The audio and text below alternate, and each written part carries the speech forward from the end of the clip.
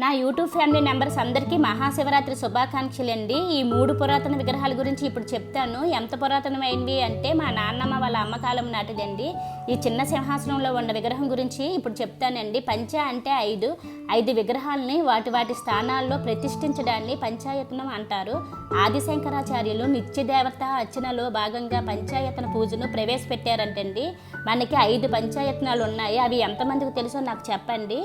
ఫస్ట్ది శివ పంచాయతనం, విష్ణు పంచాయతనం, సూర్య, గణేశ, దేవి పంచాయతనాలు. శివుడు మధ్యలో ఉంటే శివ పంచాయతనం, విష్ణు మధ్యలో ఉంటే విష్ణు పంచాయతనం. ఈ విగ్రహం 1.5 అంగుళాల నుంచి 2.5 అంగుళాల లోపే ఉంటుందండి.